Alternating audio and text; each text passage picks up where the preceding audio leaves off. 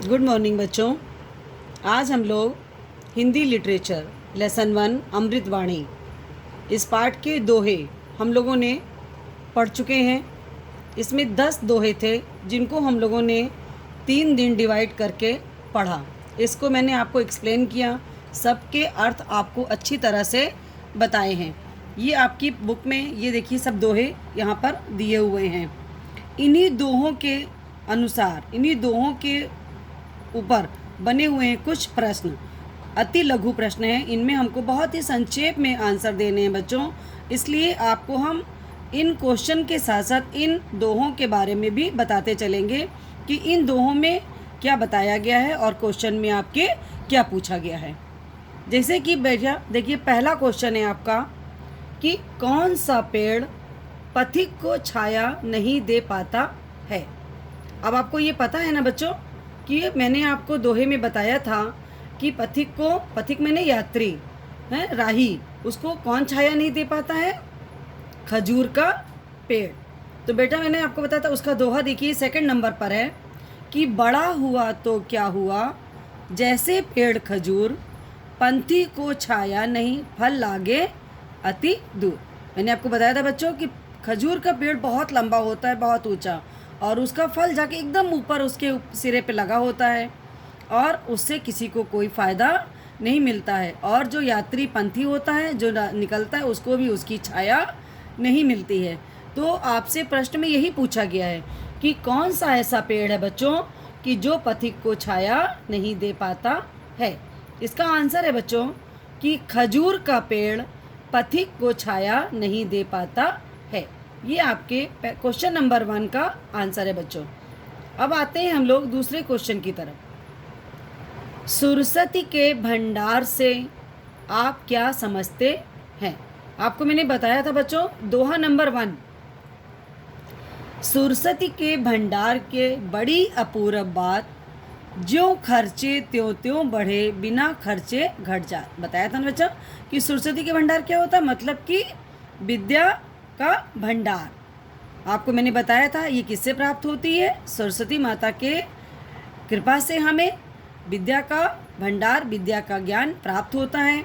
ये बहुत ही अपूर्व बात होती है, क्योंकि इसको मैंने आपको बताया था। बहुत आश्चर्यजनक बात ये है कि चीज़ें और होती हैं ना बेटा, धन तो उसको हम खर्च करते हैं तो ख़त्म हो जाता है धन तो, लेकिन विद्या का ज्ञान बेटा ऐसा ज्ञान है, ऐसा भंडार है कि हम इसको जैसे जैसे खर्च करते हैं ये वैसे वैसे ही बढ़ता जाता है। बल्कि इसको हम यदि खर्च ना करें, इसको हम यूज़ ना करें बच्चों, इसका इस्तेमाल ना करें, तो यह बिना खर्चे ही घट जाता है। इस दोहे के माध्यम से आपको ये मैंने इसका अर्थ बताया था। इसी का आंसर है बच्चों कि पूछ रहे हैं कि सुरसती के भंडार से आप क्या समझते हैं। तो बच्चा सुरसती का भंडार का अर्थ होता है विद्या का भंडार। तो आंसर में हम लोगों ने इसीलिए शॉर्ट में लिखा है कि सुरसती के भंडार का अर्थ है विद्या का भंडार। अब हम लोग आते हैं बच्चों तीसरे क्वेश्चन की तरफ। अनपढ़ को जगत में क्या नहीं मिलता? सबसे पहले समझ लीजिए अनपढ़ का मतलब क्या होता है बच्चों। जो पढ़ा लिखा नहीं होता उसे क्या कहते हैं बच्चों? अनपढ़। जगत मैंने संसार। तो पूछा है कि जो अनपढ़ होते हैं, जो पढ़े लिखे नहीं होते, उनको क्या संसार में क्या नहीं मिलता? तो आपके इस दोहे में देखिए बच्चों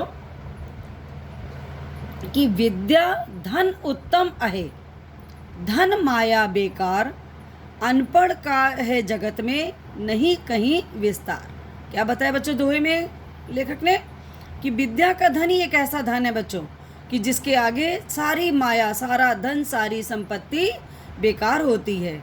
और जो व्यक्ति पढ़े लिखे नहीं होते उनको संसार में कहीं भी विस्तार नहीं मिलता। तो इस दोहे के भाव के आधार पर हम लोगों ने इस प्रश्न का उत्तर दिया है कि अनपढ़ को जगत में विस्तार नहीं मिलता। विस्तार का मतलब बच्चों होता है फैलाव, वो बच्चों नहीं मिलता, अर्थात वो अपनी एक ही जगह में सिमट के रह जाते हैं। अगर अनपढ़ व्यक्ति होता है तो वो संकोच करता है हर चीज़ में, वो आगे बढ़ने में पीछे रह जाता है। और जो पढ़े लिखे होते हैं बच्चों वो संसार में खूब आगे बढ़ जाते हैं, उन्हें हर जगह सम्मान मिलता है, हर जगह वो अपना स्थान बना लेते हैं। ठीक है बच्चों, अब हम लोग आते हैं नेक्स्ट क्वेश्चन की तरफ बच्चों।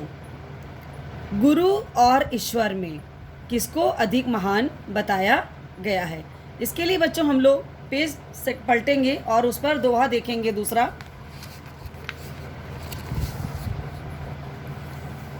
गुरु गोबिंद दोऊ खड़े काके लागू पाए, बलिहारी गुरु आपने जिन गोबिंद दियो बताए। यहाँ पर बच्चों बताया था मैंने कल आपको कि गुरु और गोविंद जब दोनों ही आपके सामने हो तो आप दुविधा में आ जाते हैं, समझ में आपको नहीं आता कि सबसे पहले किसके पाँव लगें, अर्थात किसके पैर छुएं, किसको अभिवादन करें। तो आप क्या समझते हैं, जानते हैं ना कि बलिहारी गुरु आपने, उस गुरु की बलिहारी है, उस गुरु की प्रशंसा है यहाँ पर कि जिन्होंने हमें गोविंद तक अर्थात ईश्वर तक जाने का, ईश्वर से मिलने का मार्ग बताया है। ये तो आपके इस दोहे का भाव था। अब आप लोगों से क्वेश्चन पूछा गया इसमें कि गुरु और ईश्वर में किसको अधिक महान बताया गया है। तो बच्चों, गुरु और ईश्वर में गुरु को अधिक महान बताया गया है। ठीक है बच्चों, यहाँ तक आपको आंसर समझ में आ गया। अब हम लोग एक आंसर और बचा है इसमें, उसको पेज पलट के बताते हैं आपको।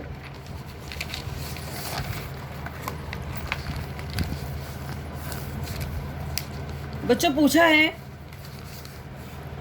कि तलवार और सुई के उपयोग में क्या अंतर है। तो आपको इसका आंसर अपनी दोहे के अकॉर्डिंग ही देना है। तो इसका दोहा है बच्चों, देखिए,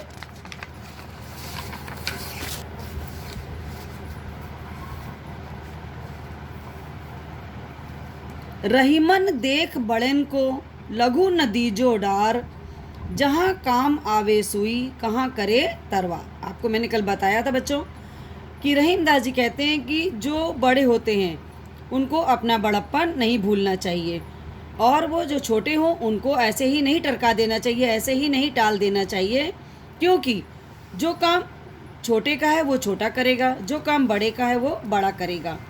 कोई दूसरा एक दूसरे का काम नहीं कर पाता है। तो इसलिए बच्चों, हर चीज़ का, हर व्यक्ति का, हर सामान का, हर चीज़ का अपना महत्व होता है। आपके इस दोहे के अकॉर्डिंग आपसे पूछा गया है प्रश्न में कि तलवार और सुई में के उपयोग में क्या अंतर है। बच्चों, तो इस दोहे के आधार पर हमने आंसर आपको बताया है कि तलवार, बच्चों आप जानते हो ना, तलवार का उपयोग कहाँ होता है, युद्ध में होता है। जब कहीं लड़ाई युद्ध होती है तब वहाँ पर तलवार का उपयोग किया जाता है। और सुई का उपयोग बच्चों कहाँ होता है, आप जानते हो, सिलने के काम आती है सुई। सुई हाथ से भी सुई सिलते हैं, और सुई जो होती है मशीन में भी लगती है, मशीन के द्वारा सिलाई होती है, और मोची भी देखिए सुई से सिलता है। तो इसलिए सुई का उपयोग सिलने में किया जाता है। अब आपने देखा कि तलवार का उपयोग बच्चों युद्ध में होता है और सुई का उपयोग सिलने में होता है।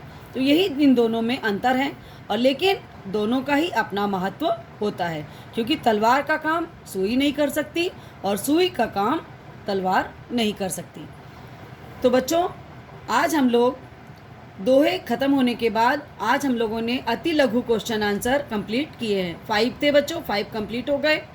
अब आप इन्हें अपनी कॉपी पर लिखेंगे और याद करेंगे। यहाँ तक हमारा हिंदी का पीरियड बेटा समाप्त होता है। अब हम लोग संस्कृत के पीरियड की ओर बढ़ते हैं। उसका वीडियो, आपका हिंदी का वीडियो देखेंगे तो उसके साथ ही आपका संस्कृत का वीडियो भी है। जिस प्रकार से मैंने आपको कल बताया था कि आपको नई कॉपी पे अपना संस्कृत का काम करना है, कल मैंने आपको शब्दार्थ कराए थे। आज हम लोग इसमें एक्सरसाइज करेंगे बच्चों।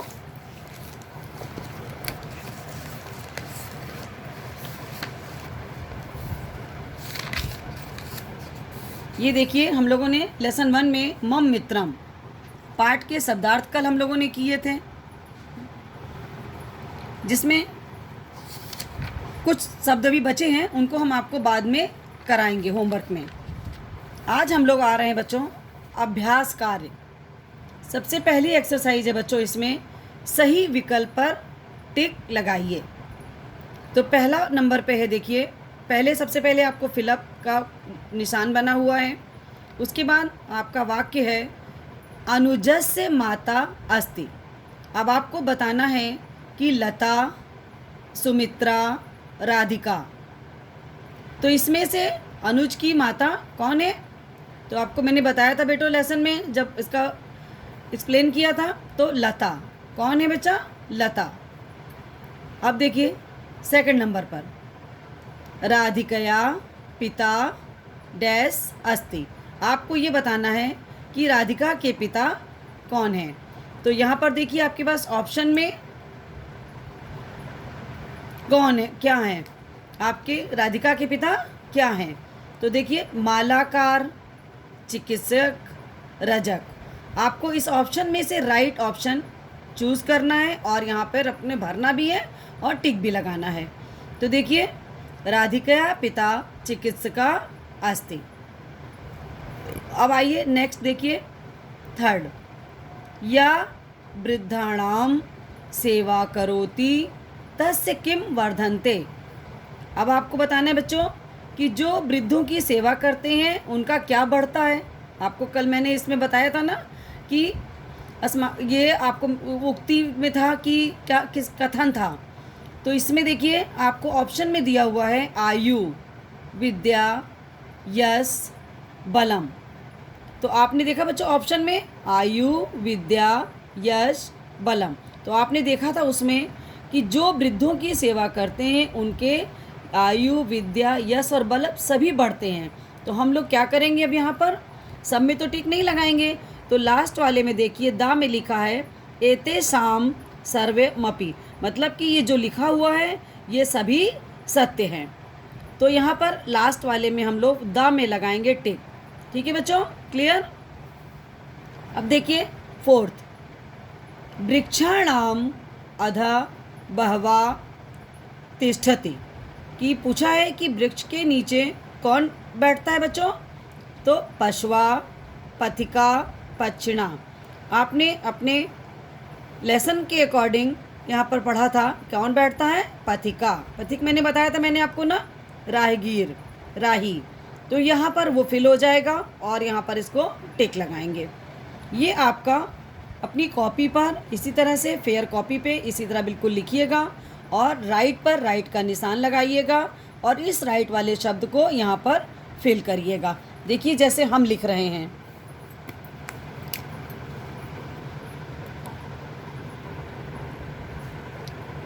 लता।